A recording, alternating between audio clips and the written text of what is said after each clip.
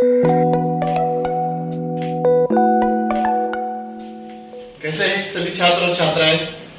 चलिए मैं आपका अपना टीचर गुलशन गौड़। आज मैं आप लोगों के लिए, आप लोगों को पता है कि हम आप लोगों को जो सीटेट का एग्जाम है उससे संबंधित साइकोलॉजी भी करा रहे हैं। सीटेट, बाल विकास, चाइल्ड डेवलपमेंट, शिक्षा शास्त्र, पेडागोजी। तो आज का जो हमारा टेस्ट है ये मिक्स टेस्ट है। इससे पहले आप लोगों को हमने टॉपिक बाय टॉपिक टेस्ट कराया है, वो भी कंटिन्यूटी के साथ रखेंगे। लेकिन आज का मिक्स टेस्ट है 20 नंबर का, ठीक है। तो आप इसे बहुत अच्छी तरीके से करें। आगामी जो परीक्षा है वो बहुत जल्द होने वाली है और बहुत जल्दी फॉर्म आने वाले हैं, तो आप अपनी तैयारी को कंटिन्यूटी के साथ रखिएगा और आगे बढ़ाइएगा। तो आइए देखते हैं। पहला हमारा जो क्वेश्चन है, बाल विकास एवं शिक्षा शास्त्र, ठीक है, ये टॉपिक है आज हमारा। पहला क्वेश्चन है इसमें, पढ़ने की वह तकनीक जिसका उपयोग तालिका में स्थित शब्दावली तथा प्रसंग में किया जा सकता है। पढ़ने की वह तकनीक जिसका उपयोग तालिका में स्थित शब्दावली तथा प्रसंग में किया जा सकता है, उसे क्या कहते हैं? रीडिंग, बी की रीडिंग, रीडिंग, स्कैनिंग, स्किमिंग। तो बताइए, पढ़ने की वह तकनीक का क्या नाम है जिसका उपयोग तालिका में स्थित शब्दावली तथा प्रसंग में किया जा सकता है? उस तकनीक का जो नाम है उसे कहते हैं स्कैनिंग। क्या कहते हैं? स्कैनिंग। क्वेश्चन नंबर 2, सीखने के वक्र लर्निंग कर्व, सीखने के वक्र लर्निंग कर्व क्या है? सीखने की प्रगति के सूचक है, सीखने की प्रगति के सूचक है। बी, सीखने की मौलिकता के सूचक है।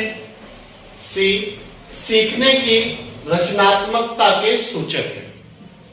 बताइए, सीखने के जो वक्र है लर्निंग कर्व, ये सीखने की जो प्रगति है उसका एक सूचक है, उसका एक पैमाना है, उसका एक वक्र है, कुछ भी कह सकते हो आप, कि बच्चा कैसे सीखता है, क्या सीखता है, कब सीखता है, किस इन्वायरमेंट में सीखता है, कब बेहतर सीखता है, कब कम सीखता है, ये सब तो प्रगति के सूचक है। क्वेश्चन नंबर 3, निम्न में कौन अधिगमकर्ता को अधिक स्वतंत्रता प्रदान करता है? निम्न में कौन अधिगमकर्ता को अधिक स्वतंत्रता प्रदान करता है? अधिगम करता मतलब सीखने वाले को, जो बच्चा सीखता है किसी चीज को उसे ज्यादा फ्रैंकली माहौल देता है, उसे अपनी आजादी देता है। कौन सी चीज ऐसी? संरचनावाद, क्रियाशीलता, व्यवहारवाद या फिर सृजनशीलतावाद। सृजन मतलब नई नई चीजों का आविष्कार, नई नई चीजों की खोज, नई नई चीजों का तरीका और नई नई चीजों का निर्माण। तो निम्न में कौन अधिगमकर्ता को अधिक स्वतंत्रता प्रदान करता है? तो ये करता है सृजनशीलतावाद। सृजन मतलब नई नई चीजों का निर्माण या आविष्कार। क्वेश्चन नंबर 9, निम्न में से स्मरण मतलब याद करने की कौन सी विधि है? निम्न में से कौन सी स्मरण करने की कौन सी विधि है? स्मरण मतलब याद, देखना, चीजों को याद रखना। मिश्रित विधि, बी विचार साहचर्य विधि, सी ए और बी दोनों, मतलब मिश्रित भी है और विचारों का आदान प्रदान भी है, ठीक है। कन्वर्सेशन भी है, डिस्कशन भी है, डिबेट भी है, ये सब चीजें। तो इसमें स्मरण करने की कौन सी जो विधि है वो है मिश्रित विधि भी है और विचार साहचर्य विधि भी है, ठीक है। मिश्रित और विचार साहचर्य विधि। क्वेश्चन नंबर 5, गणित में अधिगम योग्यता का आकलन निम्न में से किस परीक्षण द्वारा सबसे अच्छे प्रकार से हो सकता है। बताइए, गणित में अधिगम निर्योग्यता, जो बच्चा गणित को सीखता है, का आकलन, आकलन मतलब जांच, निम्न में से किस परीक्षण द्वारा सबसे अच्छे प्रकार से हो सकता है? ए, अभिक्षमता परीक्षण, बी, निदानात्मक परीक्षण, सी, उपलब्धि परीक्षण। अभिक्षमता का मतलब है किसी चीज को बेहतर प्रकार से, टैलेंट कितना है किसी चीज को करने का। निदानात्मक मतलब किसी समस्या, अगर कोई समस्या आई तो उसका समस्या के बाद उपचार करना या कंप्लीट करने के बाद उसका उपचार करना। उपलब्धि परीक्षण, उपलब्धि परीक्षण, तो इसमें जो है उपलब्धि परीक्षण के द्वारा ये सब काम हो सकता है। क्वेश्चन नंबर नेक्स्ट, निम्न में कौन सा कौशल संवेगात्मक बुद्धि से संबंधित है? संवेगात्मक बुद्धि से संबंधित है। कौन सा टैलेंट है जो संवेगात्मक बुद्धि से संबंधित है? ए, याद करना, गतिक परिक्रमण, विचार करना। बताइए कौन सा? याद करना, गतिक परिक्रमण या फिर विचार करना।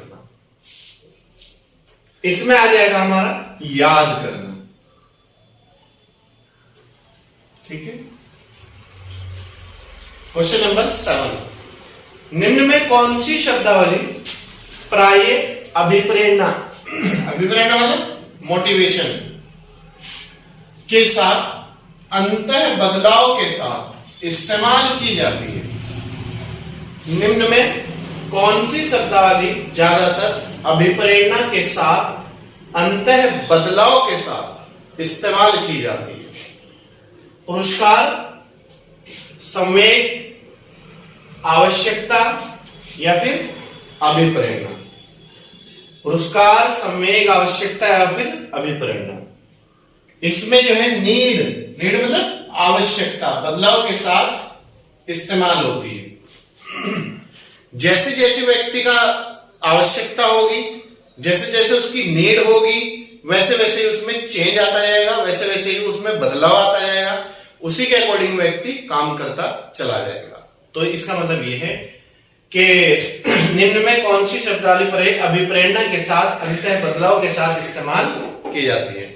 मतलब जैसी आवश्यकता वैसी अभिप्रेरणा, वैसा बदलाव। क्वेश्चन नंबर 8, निम्न में कौन सा कारक अधिगम को सकारात्मकता प्रदान, सकारात्मक प्रकार से प्रभावित करता है?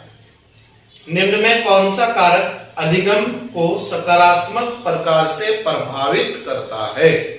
अधिगम मतलब सीखने को पॉजिटिव थिंकिंग के साथ प्रभावित करता है। अनुत्तीर्ण हो जाने का डर, अनुत्तीर्ण मतलब फेल हो जाने का डर। बी, अर्थपूर्ण संबंध, किसी चीज का अर्थ जानना और उसका अर्थ रिलेशन बना के संबंध बनाना। सी, माता पिता का बदलाव, मतलब माता पिता के जो एटीट्यूड में बदलाव आता है या फिर वो। बताइए, तो इसमें अधिगम को सकारात्मक प्रकार से जो प्रभावित करता है वो करता है अर्थपूर्ण संबंध, मतलब चीजों को सीखना, चीजों को बेहतर प्रकार से सीखना। क्वेश्चन नंबर 9, अधिगम में आकलन किसके लिए आवश्यक होता है? अधिगम में आकलन किसके लिए आवश्यक होता है? मतलब जो अधिगम है, जो सीखना है, उसकी जांच किसके लिए बेहतर है, किसके लिए आवश्यक है कि वो जांच होनी चाहिए? ग्रेड एवं अंकों के लिए कि बच्चे को अच्छे ग्रेड मिले, अच्छे अंक मिले। प्रेरणा के लिए, मोटिवेशन के लिए। सी, जांच परीक्षण के लिए। बताइए, अधिगम में आकलन किसके लिए आवश्यक है? तो अधिगम में जो आकलन आवश्यक है वो है प्रेरणा के लिए, प्रेरणा के लिए, ठीक है, मोटिवेशन के लिए, अपने को मोटिवेट रखने के लिए। ठीक है, तो ये था। इसके बाद नेक्स्ट पॉइंट है हमारा क्वेश्चन नंबर 10। क्वेश्चन नंबर 10 है हमारा, विद्यार्थियों को स्वच्छता के लिए मतलब साफ सफाई के लिए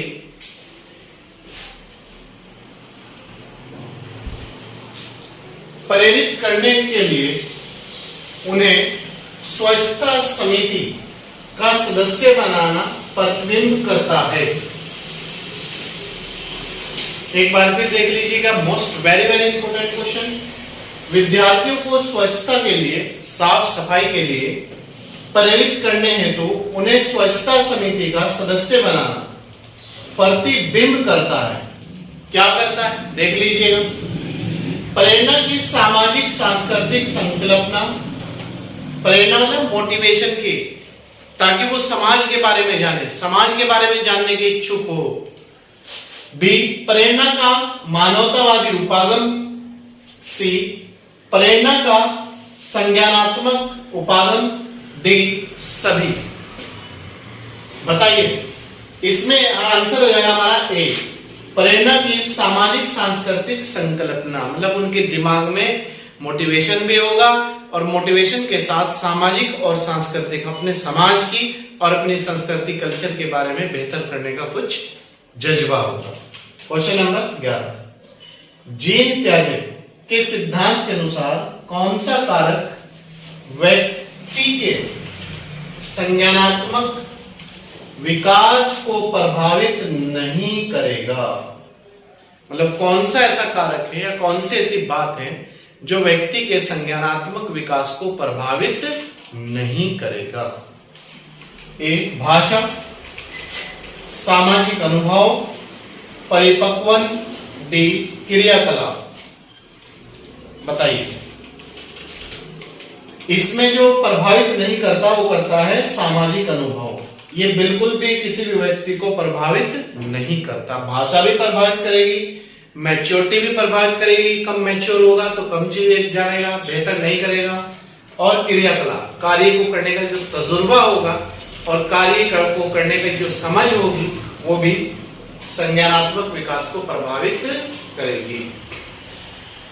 क्वेश्चन नंबर 12, अधिगम योग्यता वाले बच्चों की उपलब्धि का निरीक्षण करने के लिए निम्न में से कौन सी पद्धति सबसे उपयुक्त है? अधिगम योग्यता वाले बच्चों की उपलब्धि का निरीक्षण करने के लिए निम्न में कौन सी पद्धति सबसे उपयुक्त है? ए, व्यक्ति केस अध्ययन, केस स्टडी कहते हैं जिसे हम। बी, घटनावर्त अभिलेख। सी, संरचित व्यवहार परक अवलोकन। अवलोकन मतलब जांच। बताइए, अधिगम योग्यता वाले बच्चों की उपलब्धि का निरीक्षण मतलब जांच करने के लिए निम्न में कौन सी पद्धति सबसे उपयुक्त है? इसमें जो सबसे उपयुक्त पद्धति है वो है संरचित व्यवहार परक अवलोकन। जो बच्चे का व्यवहार है, एक्शन रिएक्शन है, उसे जानना, किस समय बच्चा क्या करता है। क्वेश्चन नंबर 13, व्याख्या, अनुमान और या अथवा नियंत्रण प्राकलन ... के लक्ष्य हैं। व्याख्या, अनुमान और या अथवा नियंत्रण प्राकलन ... के लक्ष्य है। ए, पारंपरिक तर्कना, मतलब पारंपरिक जो सोच विचार है व्यक्ति का। आगमनात्मक तर्कना, आगमन और निगमन दो पद्धति है। आगमन मतलब किसी चीज को जानना, वैज्ञानिक पद्धति, और निगमनात्मक तर्कना, एक मूर्त और अमूर्त आधार पर। इसमें जो है लक्ष्य जो है वो वैज्ञानिक पद्धति होता है, वैज्ञानिक पद्धति। तो सी आंसर हो जाएगा हमारा। ठीक। क्वेश्चन नंबर 14, एक बच्चे को सहारा देने की मात्रा एवं प्रकार में परिवर्तन इस बात पर निर्भर करता है, अगर कोई बच्चा कमजोर है या फिर उसका मानसिक, सामाजिक, सांस्कृतिक विकास नहीं हो रहा है, या भाषा का विकास नहीं हो रहा है, सांस्कृतिक विकास नहीं हो रहा है, या आर्थिक विकास से कंडीशन कमजोर है, तो उसमें जो है इस बात पर निर्भर करता है, एक अध्यापिका की मनोदशा, बच्चे के निष्पादन का स्तर, जो इनपुट और आउटपुट निष्पादन होता है, आउटपुट जो होता है उसका स्तर क्या है, कार्य के लिए प्रस्तावित पुरस्कार, बताइए क्या होता है। इसमें जो है बच्चे के निष्पादन का स्तर, ठीक है। Question number next, question number 15 है, असंगठित घर से आने वाला बच्चा सबसे अधिक कठिनाई का अनुभव करेगा। अगर कोई बच्चा असंगठित घर से आ रहा है तो वो बच्चा स्कूल में, विद्यालय में, कहीं भी स्तर पर सबसे कठिनाई मतलब समस्या का अनुभव कहां पर करेगा। स्वयं पाठ को तैयार करने में, मतलब अपने आप से लेसन को तैयार करने में। बी, सेल्फ पढ़ने में, सेल्फ मतलब स्वतंत्र अध्ययन करने में। सी है रोजगार के संदर्भ में। डी है अभ्यास पुस्तिकाओं में।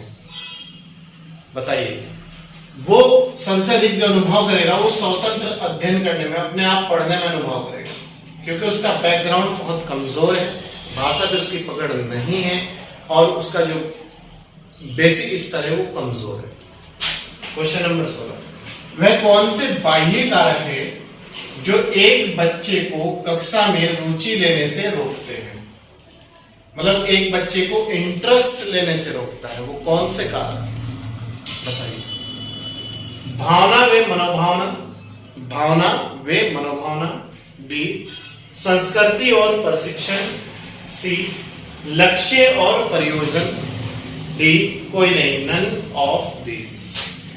वे कारक है सांस्कृतिक और प्रशिक्षण, ट्रेनिंग।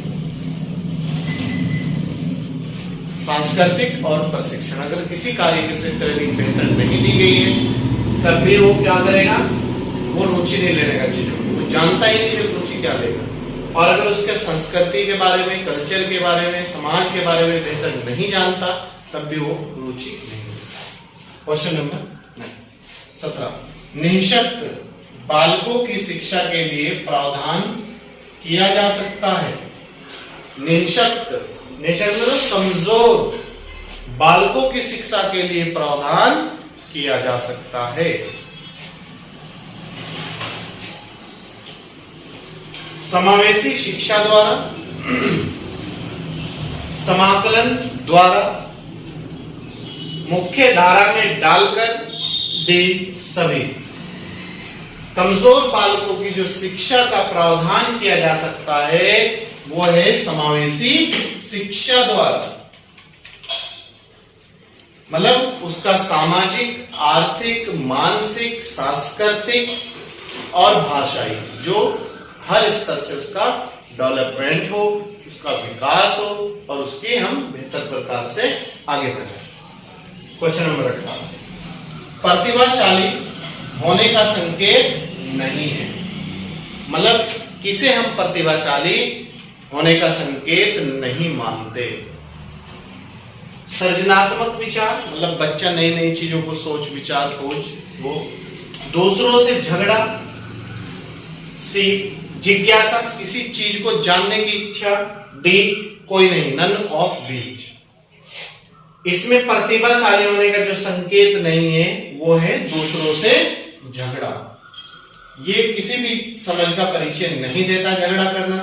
झगड़ा एक अपने आप में समस्या है और ये बच्चे का एक बेहतर विकास भी नहीं होने देता, ना शारीरिक, ना मानसिक, ना आर्थिक, ना भाषाई, ना शैक्षिक। तो झगड़ा जो है वो प्रतिभाशाली होने का, टैलेंटेड का संकेत नहीं है, जबकि सृजनात्मकता भी है, जिज्ञासा भी है, ये दोनों उसके संकेत है। Question number 19, dyslexia.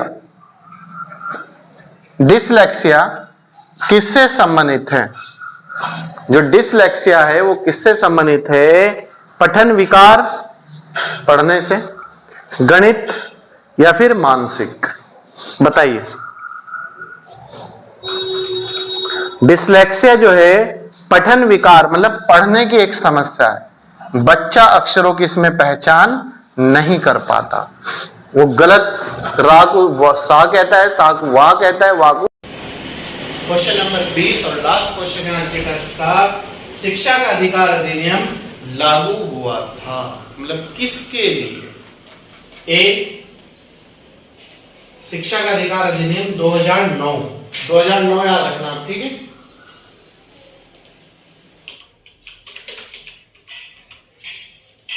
दो 2009 अधिनियम लागू हुआ किस चीज के लिए? 6 से 14 वर्ष के बच्चों के लिए, बी 14 से 18 वर्ष के बच्चों के लिए, सी ए और बी दोनों के लिए, मतलब 14 से 18 और 6 से 14, डी कोई नहीं, नन ऑफ दीज। शिक्षा का अधिकार अधिनियम 2009 में लागू हुआ था। तो ये जो है इसमें बात की गई है 6 से 14 वर्ष के बच्चों को निःशुल्क एजुकेशन, फ्री शिक्षा, अनुच्छेद 21 का, और ये मौलिक अधिकार है, ठीक है, आप याद रखना। और अगर मौलिक नीति निर्देशक तत्व पूछे या फिर आपसे पूछे मौलिक कर्तव्य, तो मौलिक कर्तव्य 11वां है, ठीक है। दो शिक्षा का अधिकार अधिनियम 86वें संविधान संशोधन 2002 के द्वारा जोड़ा गया, तो आप याद रखें। और मौलिक अधिकार है, मौलिक कर्तव्य पूछे तो 11वां है, और आर्टिकल पूछे तो 21 का है, और कैसा अधिकार है? मौलिक अधिकार है। अधिनियम कब लागू हुआ? 2009 में। किसके लिए लागू हुआ? 6 से 14 वर्ष के बच्चों के लिए, ठीक है, निःशुल्क एजुकेशन। तो दोस्तों और मित्रों और प्यारे छात्र और छात्राओं, ये था आज हमारा 20 नंबर का टेस्ट जो मैंने आपको उपलब्ध कराया है। आप इसे अच्छी तरीके से पढ़ें, अच्छी तरीके से इसे कंटिन्यूटी के साथ ज्वाइन करें हमारे यूट्यूब चैनल को, और ज्यादा से ज्यादा लोगों को इसे शेयर करें। और अगर आपने यूट्यूब चैनल अभी तक सब्सक्राइब नहीं किया है तो फ्री है, सब्सक्राइब कर लीजिएगा। प्रतिदिन 2 क्लास पाने के लिए, और 1 हफ्ते में टेस्ट और करंट अफेयर की क्लास पाने के लिए, और ज्यादा से ज्यादा लोगों को जोड़ने का प्रयास करें। चलिए, मैं आपका अपना टीचर रुचि गौड़ मिलता हूं आपसे नेक्स्ट क्लास में, नेक्स्ट वीडियो के साथ, एनर्जी के साथ, नए टॉपिक के साथ। Thank you.